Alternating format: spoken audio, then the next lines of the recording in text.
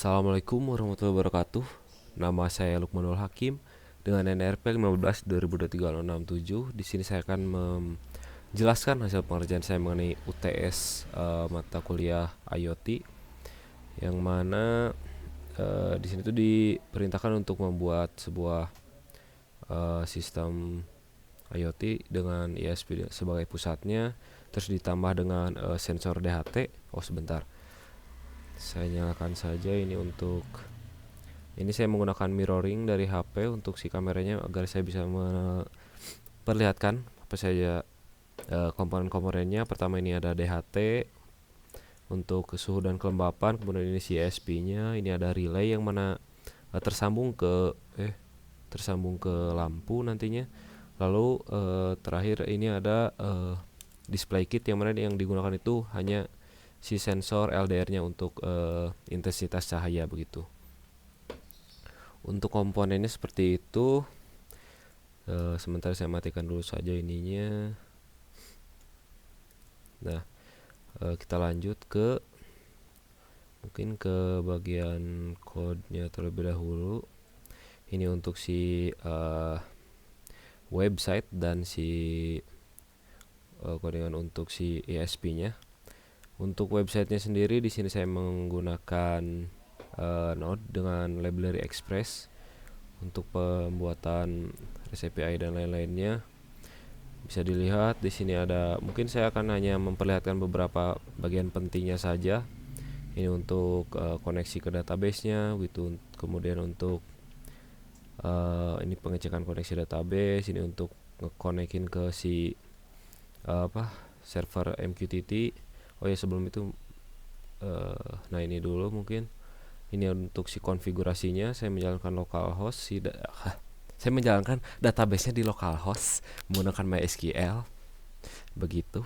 Kemudian untuk si MQTT brokernya itu servernya saya menggunakan broker HiveMQ. Lalu untuk topiknya itu ada dua. Pertama ada UTS sensor, ini untuk si data-data sensor, dan UTS relay ini untuk si status dari si relaynya nanti gitu untuk mengaturnya. Jadi untuk si UTS sensor itu nanti si website ini tuh hanya mensubscribe gitu untuk mengambil si datanya. Kalau misal si relay itu nanti tuh akan bisa mengirim data juga gitu ke si MQTT-nya. Begitu. Kemudian lanjut ke yang tadi sampai ini untuk si koneksi MQTT. Kemudian ya ini untuk pengecekan apakah sudah connect atau belum. Ini untuk si pengambilan datanya dari si MQTT. Lalu langsung saja ke sini. Nah ini function utamanya yang mana berfungsi untuk menyimpan setelah si datanya itu didapatkan. Nah di sini langsung panggillah si function buat nyimpan si data dari MQTT itu langsung disimpan ke database gitu. Nah ini untuk si query-nya begitu. Untuk detailnya mungkin ya bisa dilihat saja lah nanti ya. Begitu. Ini untuk beberapa API yang digunakan, mulai dari ini untuk mengambil si data sensor yang terbaru, kemudian ini untuk statistik. Kan di soal ada diperintahkan untuk menghitung rata-rata dan max dan min dari si suhu. Cuman di sini saya sekalian saja mengambil dari ketiga parameter gitu, si suhu, kelembapan, dan si intensitas cahaya begitu. Semuanya dihitung average, min, sama si maxnya begitu. Ini untuk pengambilan max dan min masing-masing parameter. Kemudian untuk pembuatan JSON-nya. Nah untuk ini untuk API nantinya kan di soal harus diperintahkan untuk menarik data dalam format khusus berbentuk JSON dari si database itu. Nah ini untuk si API nanti yang akan dicek. Jadi saya sudah dikasih tanda untuk soal 2B itu untuk get sensor data dengan format yang sesuai. Begitu. Mungkin untuk ya ke bawahnya sama untuk logika-logika gitu, karena agar tidak terlalu lama. Mungkin untuk si inti dari si parsing datanya dari si soal nomor 2 itu kan ada ditanyakan untuk parsing data. Nah ini untuk si function utamanya begitu. Jadi setelah data didapatkan, setelah data ditarik, sebentar. Nah ini Nah, di sini tuh nanti si datanya tuh ini datanya dari si MQTT itu tadi udah ditarik dimasukkan ke si variabel data ini, parameter di si function ini tuh. Nah, nanti tinggal diambil gitu per elemen ID, mungkin jelasnya di sini nih.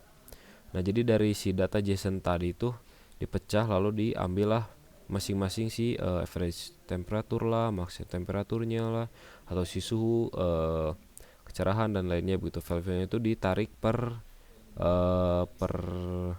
elemen begitu. Kira-kira seperti itu.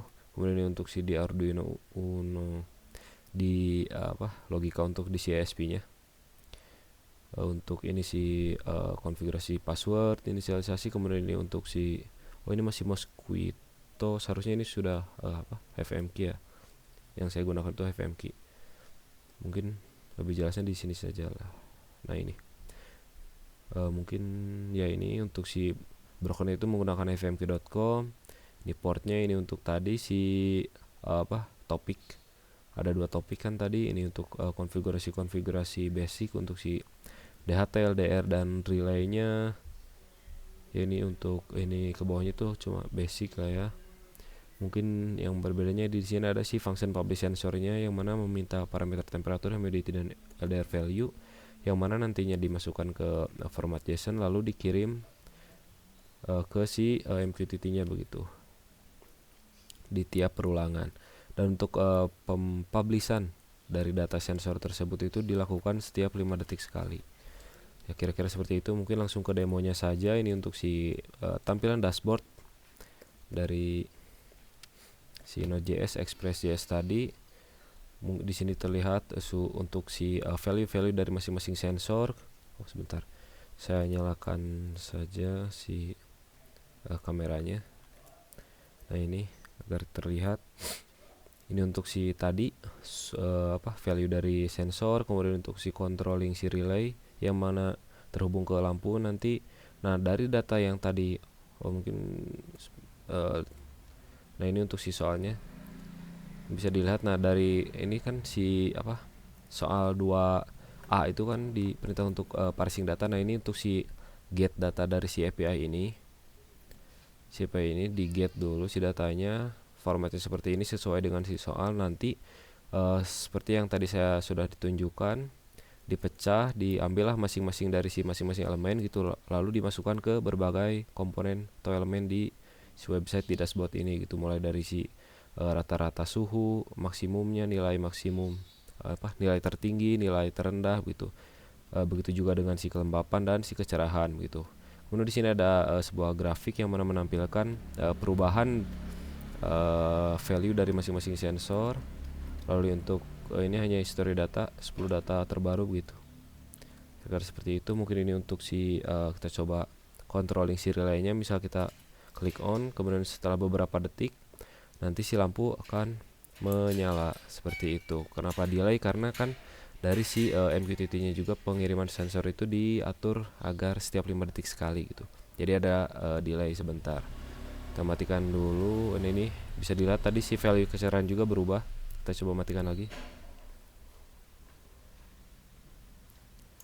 Nah, nanti si value-nya juga akan ikut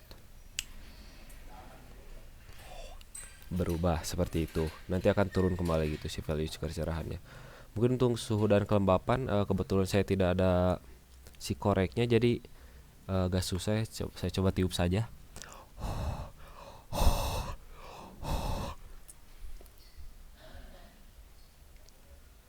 Apakah berpengaruh? Nah, ini bisa dilihat ya, naik setelah tadi ditiup.